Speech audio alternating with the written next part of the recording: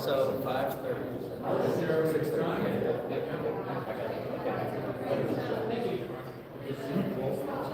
Okay, we're about ready to get started. Neil is back, so we can get started.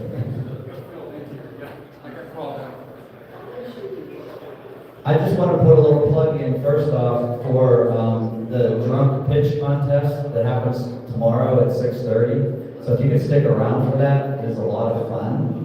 It's a competition, a comedy competition, okay? So people will be pitching ideas like the hamster wheel for your little kids to run in, things of that nature. So it's a lot of fun. Make sure you stick around for that if you can tomorrow at 6:30. Okay, we're going to get started here. I want to introduce Cyrus. Cyrus is an award-winning filmmaker. He has a BA degree in psychology, a minor in communications, and he recently graduated from Ohio Media School under the Film Emphasis program. He was awarded the Rising Star Award from the school. Cyrus has produced 7 short films so far, and they've had over 50 nominations and multiple festival selections. He has been on Fox 28, Good Day Columbus, and iHeartRadio, and he's the founder of 12 Stones Production, a production company that aims to produce high-concept through provoking films. So please welcome a good friend of mine, Cyrus Richardson.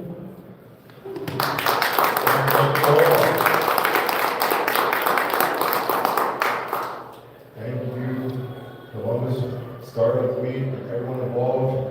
Thank you guys for your time. So let's get started. Hopefully you guys walk away with some gems. I try to be unique with the psychology of creative financing. First, I'm going to start off with my background a little bit here. So as Ray said, I've been doing this for over 10 years. Last year I raised over $200,000, and half of that is in grants. So we don't get that money until we begin filming, but it's there for us, and the rest of the money from loans, investments, and grants, donations has gone back to the Columbus economy for the film tax credit. So the money's going back into the economy. So I've been doing this for, like I said, over 10 years. Completed 7 short films, and I'm on to my feature film. Very excited. So there's 6 of my previous, and that's my last one, Weatherman Who Knew Too Much. That was just showing 2 Saturdays ago at the Columbus International Film Festival, and we were also accepted to the Wexner Arts Film Festival, which was last Saturday. So appreciate Columbus for showing support. And some of our awards, it's showing across the nation actually. So we're winning awards in South Carolina, Texas, California, and just wherever we feel like we fit, but we're really trying to make a splash here in Columbus, so I appreciate the support here. So like Ray said, I've been on the news about 4 or 5 times, been on the radio as well, so I feel like that was part of my strategy to stay here in Columbus so that I can make those connections. I was out in LA, I've been to Atlanta, been talking to some of you out here, and that seems to be the strategy that my success is dependent on living in these bigger film economies. And you get lost out there without a network. And a lot of people go out there, you're living on ramen noodles and you're struggling and not knowing where your next dollar's coming from. And that's the life you're gonna live. That's part of the journey. But I said, let me stay here in Columbus where I see a bunch of undiscovered talent, where my network can be built from. I went to Williamsburg High School. I went to Kent State University. I took screenwriting classes at OSU as well. So this is where my network is. This is where my trail to success is. So let me stay out here and let me try to pave a way for us to come together to, go to film economy. So I love my team. We've been working together for many years, and we're sticking together. Every time we work together, we do things better. We've got a couple of investors on board. Appreciate them. And please support Accelerating Angels. Bob Cohen is out of Mansfield with Braintree. They help small businesses and entrepreneurs as well. So this is what gives me the passion. When I get down with the people who are supporting me, I got to keep going. So I appreciate my support. This was some of the posters that we've been working on. and some promotional material. We've got an up-and-coming talent from LA on board as well. So again, there's the news supporting us. And a little bit to the film finance strategy. This can probably be applied to many different industries, but for the film finance, we've got this going for us, which is, crowdfunding.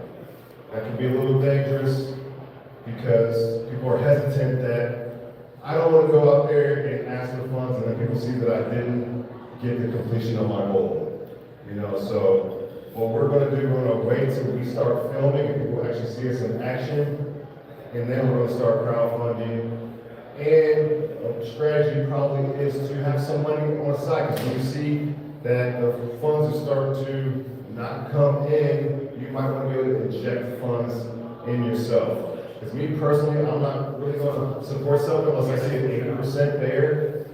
A lot of people don't want to be the first ones in to be part of crowdfunding. So once you get past that 50% mark, now you're hitting 80, now you see that more things are coming and people are looking to see if you are going to get to your goal. So then that is when I'm going to jump in. So we got some bank loans as well, self-funding as well. I told you guys about the tax credits. The city of Hilliard is giving us a grant. City Labs is something that is funding a lot of businesses. And the Ohio Film Tax Credit has supported us. There's private lenders out there, guys. So if maybe your credit score isn't where you want it to be, how am I going to get a bank loan? There's private lenders, and we're going to talk about that a little bit later on how you can get around all these obstacles that are stopping you from getting money. But co-production, who is in the thriller space? Who wants to see the film economy get better in Columbus? We got to network and find these people so we can make strategic partnerships.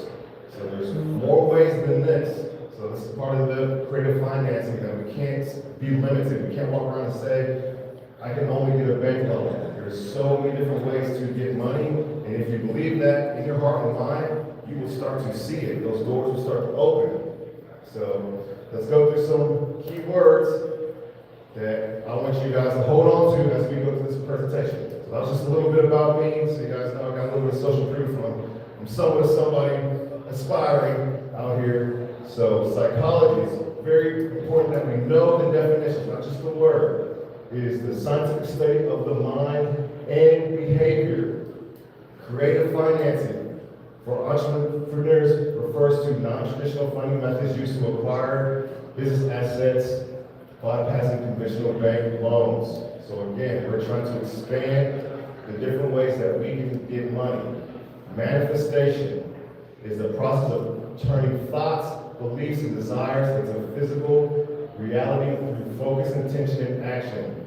So I've been reading a lot of this stuff, and maybe The Secret is something you guys are very familiar with. And a lot of it just talks about like meditating and thinking about it and imagery and things like that. That's all important, but it seems to take away from the action and execution. So we can dream about these things and try to visualize it all we want, but we need a strategy and action in combination with our visualization.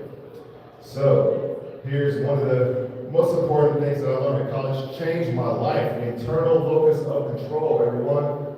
We should be teaching our kids this. It is the belief that one's own actions, efforts, and decisions directly determine life's outcomes. I used to be a baseball coach as well. Coached multiple championship teams. This is what separated us from the rest of the teams. So, internal locus of control is when you blame yourself when things go wrong. External locus of control is when you blame outside factors. So, probably one that we can all relate to is traffic. Traffic. I was late because of traffic. What could we have done to not be late? Just admit that you could have left earlier. You could have left earlier. Just be there 30 minutes early. Be there an hour early. So we all get your traffic maybe late. You're blaming traffic for your outcome. Someone with internal locus of control would say, I'm sorry, I'm late because of traffic. I should have left earlier. See, we keep blaming and blaming. How do you get better if you're blaming something else? How can you take control of an outcome if it's someone else's fault? If it's something else's fault. Okay, so let's go back to psychology. I got some words for you guys here. Who can tell me who said the quote, "The unexamined life isn't worth living"? A philosopher said that quote. Someone tell me. A great philosopher said, "The unexamined life isn't worth living." Come on.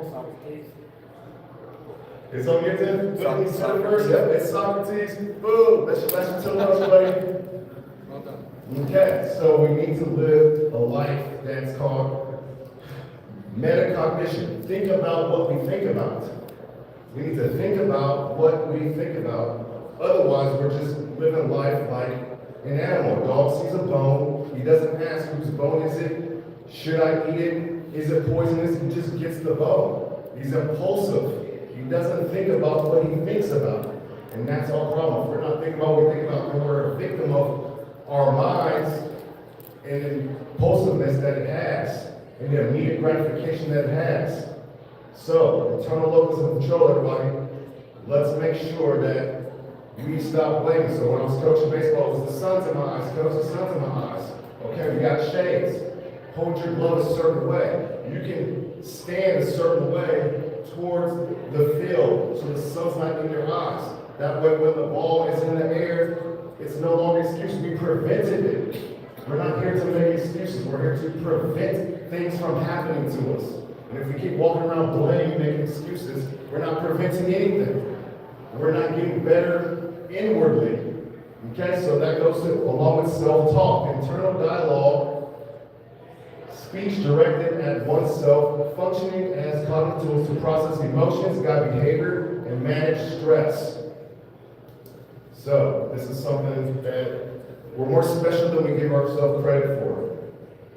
Do you notice if you're not in a good mood, let's say in a bad mood, you hit every single red light, you think about something, you stub your toe, you drop something, it's contagious. When you're in a good mood, the sun will literally come out. Someone will say hi to you, you'll get text. It's like we are mood managers.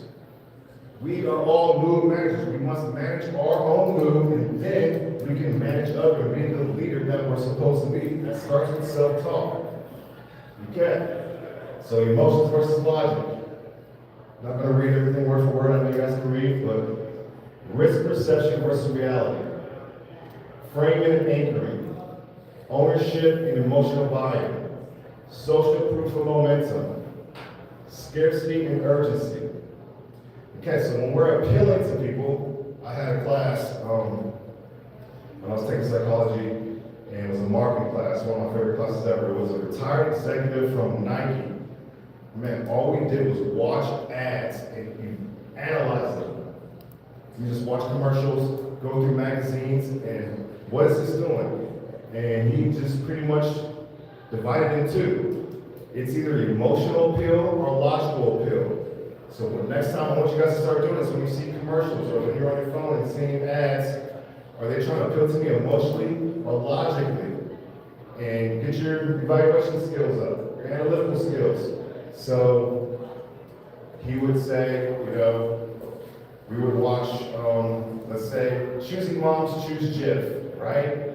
That's emotional. They're trying to make you feel like you must not be a choosy mom then if you don't choose Jif. Okay, and then there'll be another commercial. Hey, buy two, get one free. That sounds logical, right? So if you can appeal to emotion and logic, now we're talking. Okay, so get the social proof. And here's the other thing with attractive funding, it's scarcity versus urgency. So I said a moving train. Let's say there's a train that's just at the train station, and we're like, oh, it's leaving here in a couple of minutes. Let's go get something to eat. It'll be back when we get done eating, and we take our time. Okay? But a moving train, we gotta go. We're chasing after it. So when something's not moving, that's what's like, don't wait on people. Give people an opportunity. It's a perception that you're creating. It goes to framing. You are framing something when you pitch to someone or ask something for someone. Another example may be a teenager for those who have kids.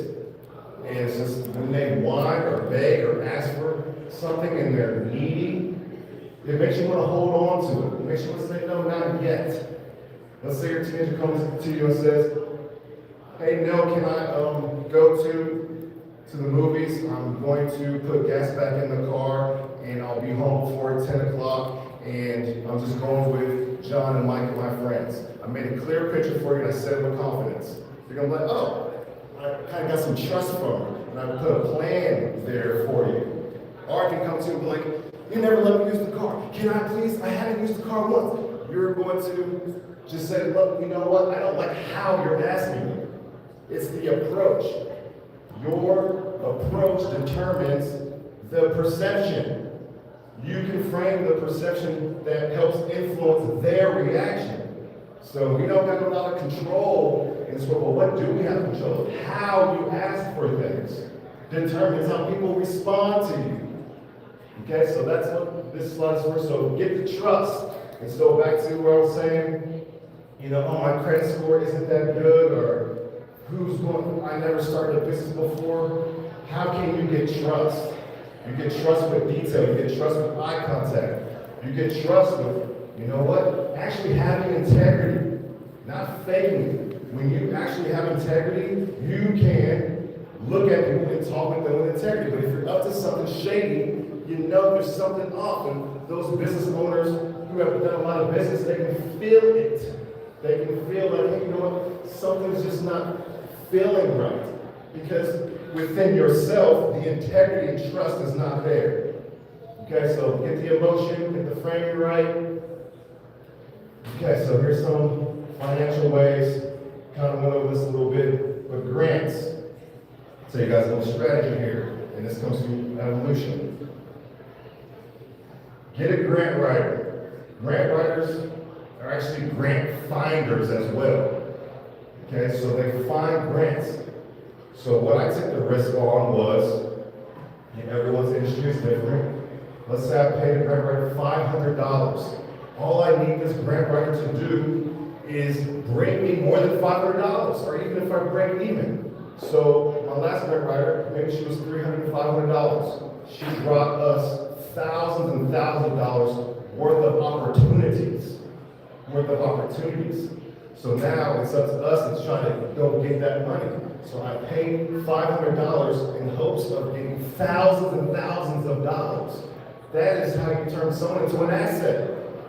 It's kind of getting hard out here. Everything seems to be a liability, right? Where are the assets at? I just came across this a couple months ago. You know what? You know what the assets are? People are assets. Your team. Your team should either be saving you money or making you money. Everyone on my team is either saving me money or making me money. That's an asset. And that's how a lot of companies go under. You're paying this guy $80,000 salary, and he's not saving you or making you $80,000 for the company. And then now we have to have some layoffs, right? So make sure you're valuable in your company. And if you want to raise, by the way, you go to your boss and you keep track of, hey, this is how much money I've been making for the company. And this is how much money I've been saving for the company. You guys want to keep me? You guys want to give me a little bit more money? There you go. So when you're building a team, make sure they're saving you money or making money. So get you some grant writers and take some risk. And if it doesn't work, don't do it anymore. Stop it. What's working, keep doing it. If it doesn't work, don't do it. So investors, there's private investors. There's all different kinds. So you got to network and find your industry and niche.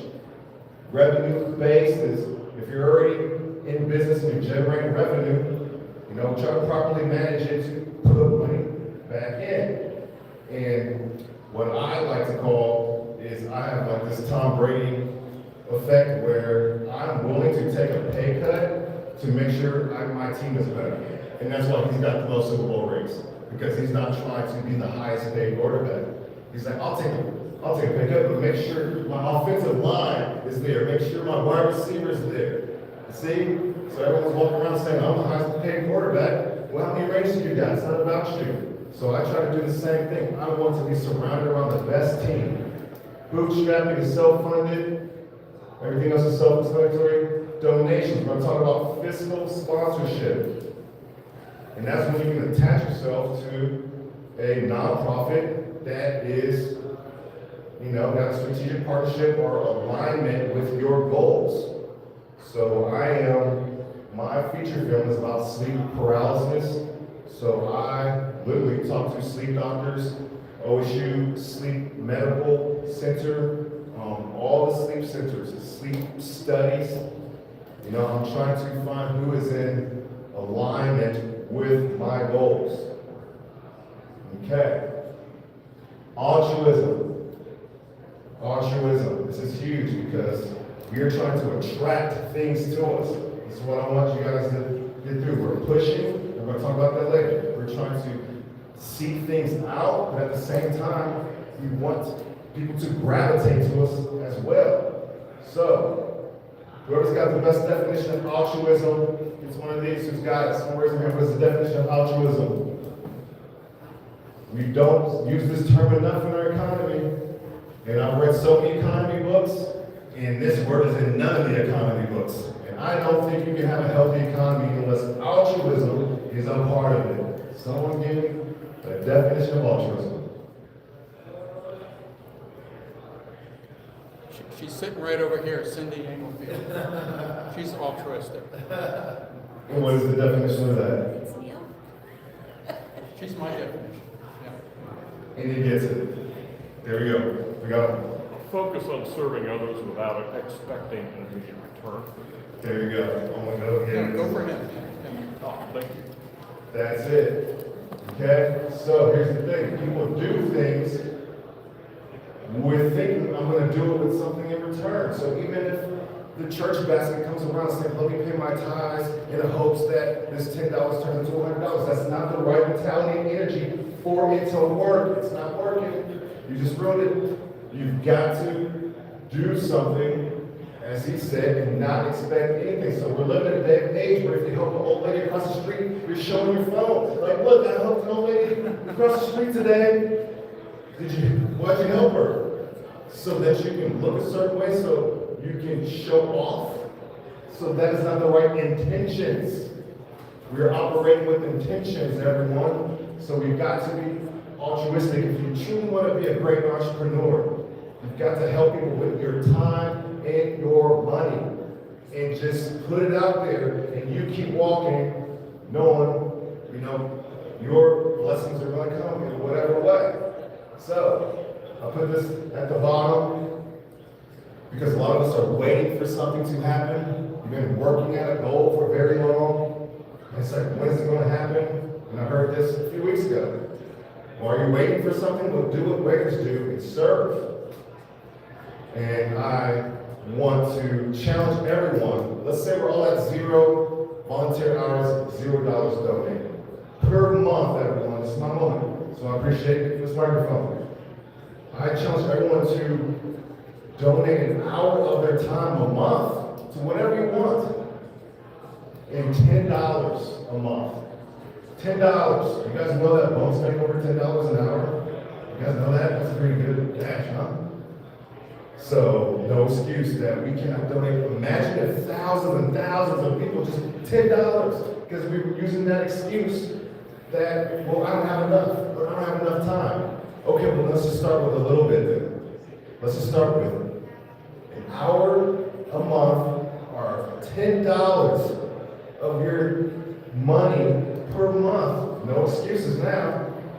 Now we need a bunch of people doing that. So you have that type of spirit, that's what opens up doors. That's what attracts things in certain ways. So visualization. Visualization, we talked about this. Some of the greatest baseball players, they ask them, and I got a bunch of baseball references. They're like, you hit so many home runs, how are you doing it? It's like, I'm sitting there meditating, visualizing. My best hitters, they were so focused in the batter's box. That was the difference. And my not so good hitters, they had their back turned to the game, hitting their cleats with their bat, talking to people. And it's like, how do you think they did? They were, Mark McGuire said, I visualized. Barry Bonds, Jose Canseco, they visualize, they can see themselves. They can see themselves. So again, back to mood management. We need to visualize good things going on. We need to visualize something good can happen. So I put what if there. What if? Because that is what is tearing us all apart. I know. Got a degree in psychology, like I said, guys. What if I get a flat tire? What if I can't pay my bill? What if the lights go off? What if they break up with me? What if the doctor says I've got this? What if? Well, what if things, and so we've been trained for doing that for over a decade. We're all old enough that we have trained our brains to just have this negative what if mindset. Now we're worried all the time. But you know what? What if it doesn't rain today? What if I get to work on time? What if they do give me that bank loan? So we have to practice the visualization of positive what ifs. You hear me? Positive what ifs. That's going to change our lives. So when I have a negative what if, I come up with multiple solutions. What if I get a flat tire? I know 2 auto shops that are owners, honestly speaking. And I got AAA. Is my anxiety gone now? Okay? And it's what you make a plan for, it's kind of how you deter it. What happens to you in life are the things you can't see. 80% of things you worry about are not happening. It's the things that just happened that happen. Okay, so we're worrying ourselves too much. Our worry and our complaining is taken away from our manifestation skills. And so we need to worry with productivity, because worry is a survival thing. We're supposed to worry. We're just not supposed to chronically worry, and we're not supposed to worry so deeply in the wrong way that's detrimental to ourselves. Worrying is like a nerve. You touch a hot stove, your nerve tells you don't do that. Imagine if you didn't have any nerves, you would burn your whole hand. So worrying is good until it's not, until you allow it to be detrimental to yourself. So practice those what ifs. What if I don't get that job? What if I don't get that job? Okay, I need to start thinking about this. Maybe I'll have a yard sale. Or maybe I need to start my own business and get that loan. What if? You don't have to live in this what if moment of anxiety. Come up with multiple solutions. You know, like I said, our 50% time, it doesn't happen. That's how I prevent things from happening. By thinking about these worries and making plans for them. So on there, unshakable confidence. This is hard as an entrepreneur, everybody. Positive energy attracts because it signals you are healthy. Who wants to be around the mopey person? Like this. You want to help that person? You want to be around positive people? It's an attractor factor. That's another term to know. What is your attractor factor? When you walk into a room, when you're at a party or a social event, I think we all know some downer people. What's that Winnie the Pooh donkey thing? You know, Igor? They still hung out with him. They were some good friends. But I don't think about his manifestation ability. Igor was just always, but nothing good ever came his way. You see, we got to stay positive. In our mind, we're mood managers with unshakable confidence. So you got a bunch of no's as an entrepreneur for years. People criticizing you, rejecting you. Are you going to let them get to your heart and your mind? So now you are doing something 50%. This is what I've learned from other entrepreneurs. You kind of believe in your dreams. So you're kind of going after it. You've got to be 100% to really get the results. What would you do if you knew you couldn't fail? Huh? What would you do if you knew you couldn't fail? You would do it 100% of the time, knowing. And that's how you get results. But some days you wake up and you believe, and some days you wake up and you don't believe. You don't have that unshakable confidence to have the fruits of your spirit and labor come through. Come on, making sense, everybody. Okay. Another thing to talk about. What is your money personality? This can be worded different ways. What kind are you? A penny pincher? My mom is a penny pincher. And know your network too. What type of people? Who's your mom and dad? Who's your siblings? A lot of us are most of these, and just depending on the day, depending on our situation. Okay, you better have gratitude is one. I was reading a book, and it was saying that this man became rich. And he said, even when I found a penny on the ground, I would thank God for a penny. And it's just like, we step over dimes. We'll step over like 4 dimes, and we'll say, oh, there's a quarter. I'll pick up a quarter. But you stepped over 4 dimes. Huh? Everything is flowing to you. Everything's flowing to you. So when you see a penny on the ground, don't just say that's a penny. That is a sign that money's coming to you. And then if you pick up that penny, it'll be 10 cents tomorrow. There's plenty of stories. I've literally found money on the ground before. I found $20 bills on the ground, $100 bills on the ground. I think maybe all of us, if you live long enough. It's like, oh, look at that. Okay, so are you a hoarder? That's not very good. You just want money. That money is your security. That money is your security.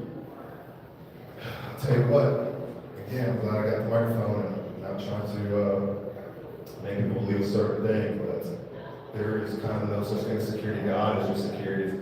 Everybody, God is your security. And whatever's in your bank account, something can happen. Sickness can happen.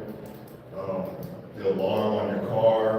Someone can just break into your car and get stuff and your alarm goes off. I thought your alarm was your security. Guys, there's really no security.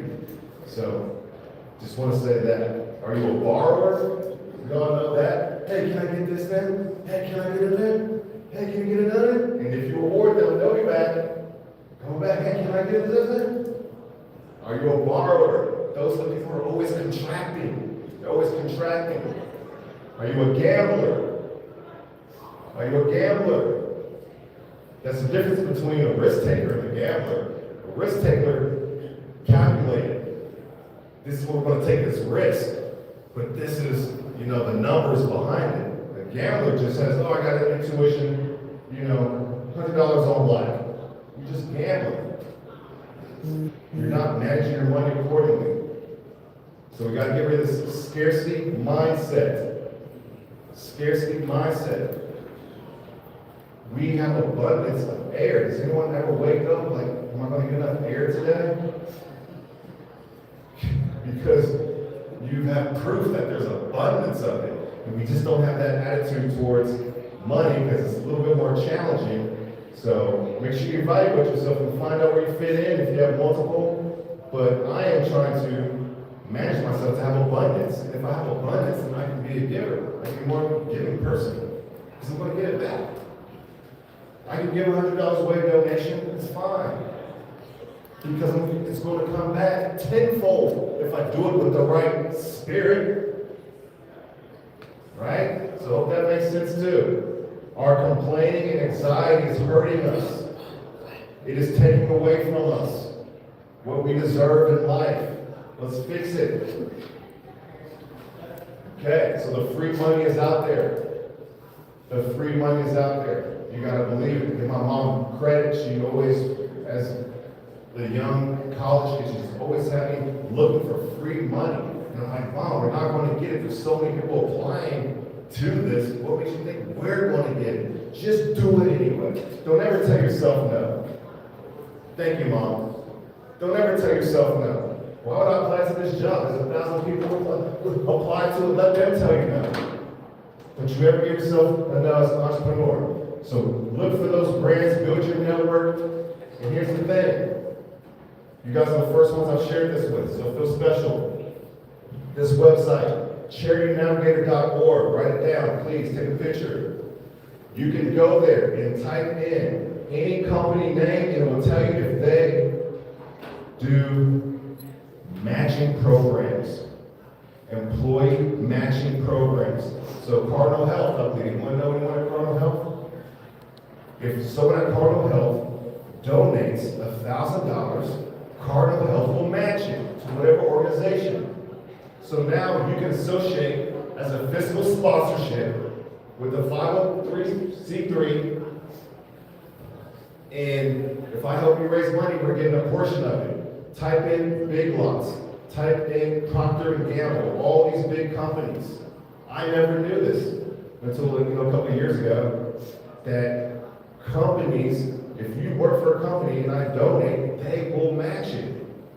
So now I gotta do is, if you work at Big Lots, I would say, hey, can you donate, please, to this? And then now I've got $2,000. The cap seems to be around $5,000, just like 1,000, 2,000. But it shows you, when you type in whatever company in the world, at least you say no search results found, but for the majority of the part that I type it in, you'll be surprised on what companies, do matching donations. Free money, right there it is. Open up your eyes. Stay positive. Competitions and awards. There's business plan competitions. You can write a business plan. Me, I wrote my business plan the old school way. Now you guys can just input it. I won't call you cheaters, but you guys can have that benefit. There's competitions for business plan. With all this AI and all these mentorship programs, you should have the best business plan. What's your excuse? And go put it out there. Find your awards that fit with your industry. There's fashion competitions. There's film competitions. It's out there. Again, let's get out of this. I can only get a bank loan. I can only get a bank loan. That's the only way for me to get money is a bank loan. False. Okay? Expand our horizons. What else we got? This is coming back to the internal locus of control. What is in my control? What is out of my control? Our attitudes, how we respond to things, how we react, how others treat you. It's kind of out of your control, but how you react. And if that happens again, I have a plan for it. I used road rage or something. And I think probably if you drive long enough, someone will stick a middle finger up at you. I used to get mad at that. I literally now give them a thumbs up and I smile and say, have a good day. Because it's happened enough times that I can make a plan for it now. And I don't want to be that type of person. That's called mirroring, everybody. People mirror you. Know about that? So if you're talking to someone at a networking event and they check their watch, guess what you do? You check your watch. You're mirroring them. If I check my phone, you check your phone. If I smile at you, as soon as I saw Cindy walk in the door, oh, Cindy, she said, Cindy. You're mirroring each other. So that's a little bit of influence that you have over people. How you treat people can determine how they react to you. So everyone keep your internal locus of control. We're greater than we think we are. Everyone get an online, offline approach.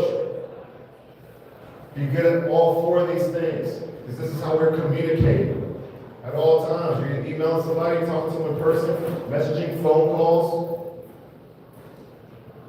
Get good at it. Remember, we're framing. When we talk to people, we're framing.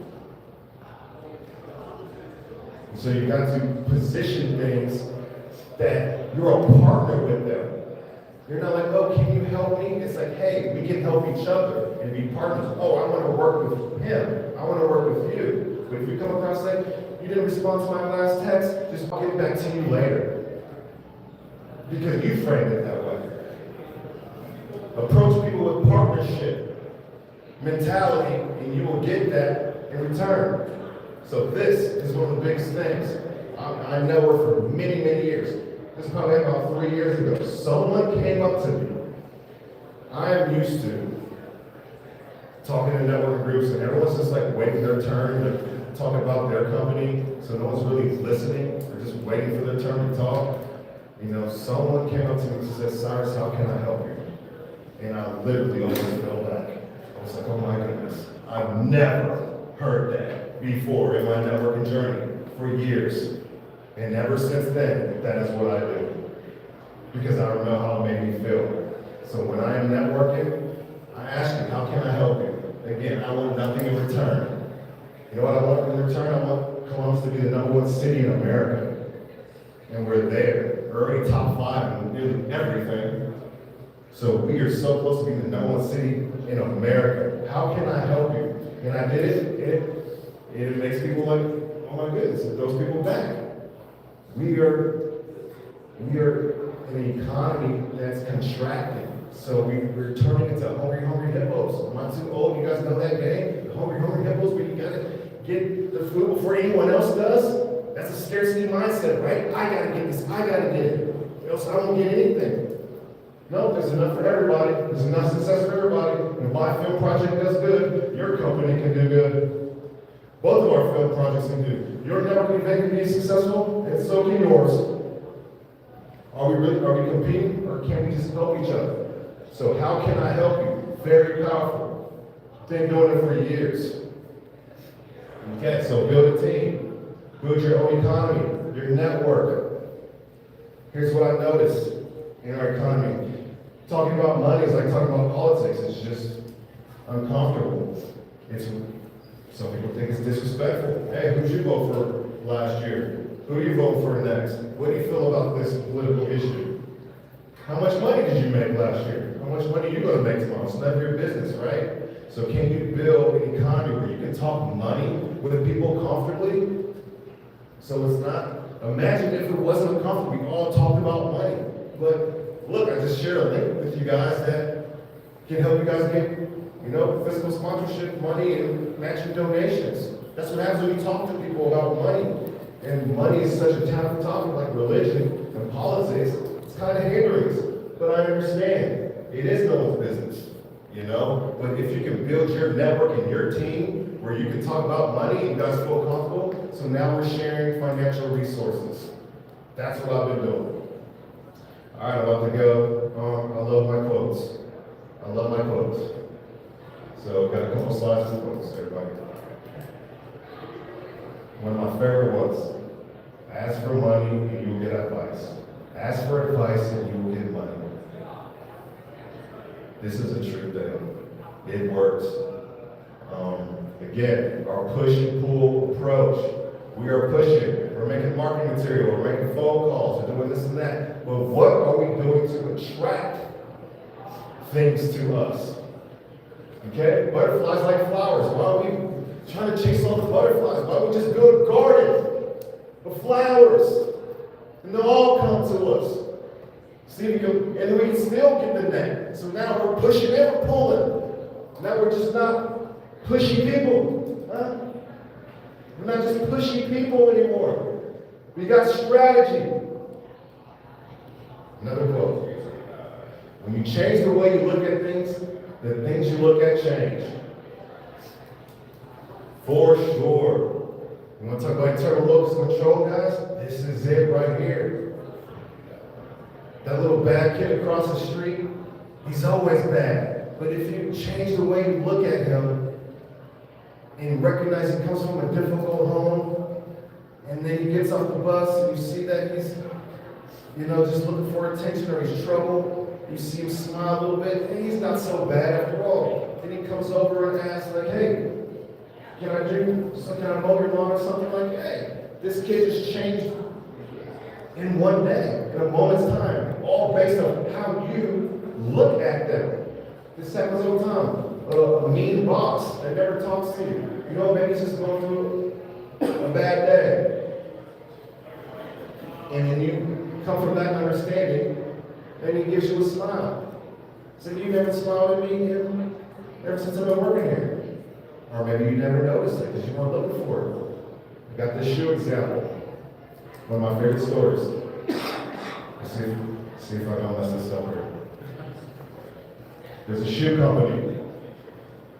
CEO. He goes to one of his marketing managers and says, hey, go to this territory and tell us if it's a good idea for us to sell shoes there. So the marketing manager goes to this territory. He sees that nobody's wearing shoes. No one's wearing shoes, so he goes back to the CEO and he says, hey, this isn't a good territory for us to sell shoes because no one's wearing shoes there. Company B, the competitors. CEO says to his marketing manager, hey, go to this territory and see if it's a good idea to sell shoes there. So the market manager goes to that same territory. He sees that no one's wearing shoes. And he goes back to the CEO and he says, this is the perfect place to sell shoes because no one's wearing shoes. No one's wearing shoes. Who's more successful? Same situation. Can't you see how much control we have by our perception? This world wants us to be oppressed. It does. It's set up that way. So we can contract. So that we can pour. Two different reactions. 5 minutes. Thank you. Two different reactions. Same situation. Someone just went to his boss and said, hey, no shoes there. This isn't for us. And now the other company's probably making $1 million introducing shoes. You guys never see shoes? So another example of optimism. Whoever loves money will never have enough. Whoever loves money will never have enough. Be careful. That feeling that money gives you, it can be confused as an idol. You don't want to do that. So money is a tool. Money works for you. But it seems like we're all slaves to money, right? Unless you change your perception towards money. Okay, what else we got? Money flows to where it is properly managed. That's a good one. Money flows to where it's properly managed. Let's go back to our integrity. Write things down, write the budget. When you get that money, stick to it. That is where it's going. More money will come to you because you know how to manage your money. This is some spiritual finance stuff I'm talking here, guys. There are spiritual laws to this world. There's gravity, there's wind and things. There's a bunch of laws in this world. Laws apply to finance. And if you know how to manage your money, more will be given it to you. If I give you $100 and you mismanage it, you come back and ask for another $100, no, you're not getting it. So make sure you have the integrity to manage money properly, and it will come. So to all the entrepreneurs out there, don't give up, because you never know what tomorrow brings. Celebrate other people's success. You might not be where you want to be today, but don't let that stop you from celebrating other people's success. Don't let this world turn you to a bitter person. Be better, not bitter. And a lot of people, it's hard to cheer for other people when you're not really happy where you are in life.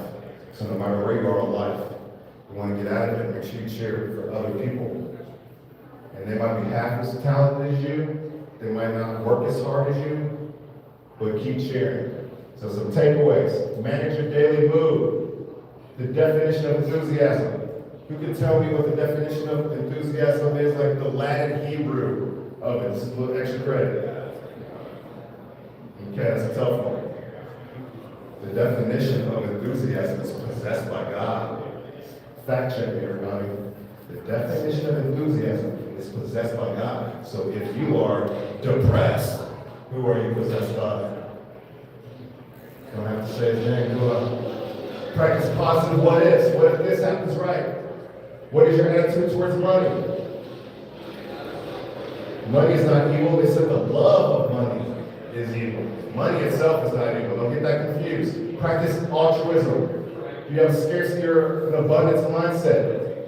Those who manage scarcity will be able to manage abundance. So this is your test as an entrepreneur. Can you manage scarcity? Then more will be given upon you. But those who don't know how to manage abundance, they will end up with scarcity. Okay? Spin facts here, everybody. Trying to help anybody. So here's some resources that I got for you guys. Yeah, I'll put the bottom number one. It's the number one greatest book I've ever read in my life. All the wisdom is in there, financial intelligence as well. 100 Ways to Simplify Your Life, Joyce Meyer. We're living in a very complicated world. We're full of distractions and stress. Simplify your life so you can make better decisions. So you're not overwhelmed every day. Get that internal locus of control back. People walk around so overwhelmed, so stressed. Are you in control of your life or not? I am. Okay? The prosperous heart, very good. The God pocket. We're combining spirituality with money because this is the ultimate test, really, in life. The Columbus Metropolitan Library, the #1 library in America.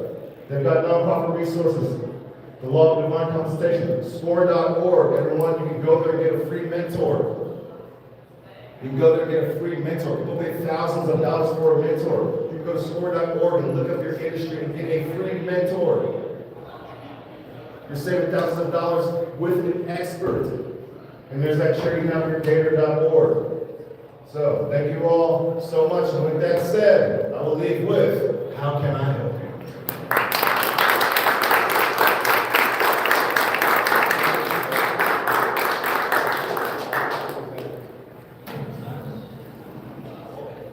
Thank you, Cyrus. Hey, lunch has arrived. Please run out and, I guess you don't have to run, please don't run. But please grab some lunch and be back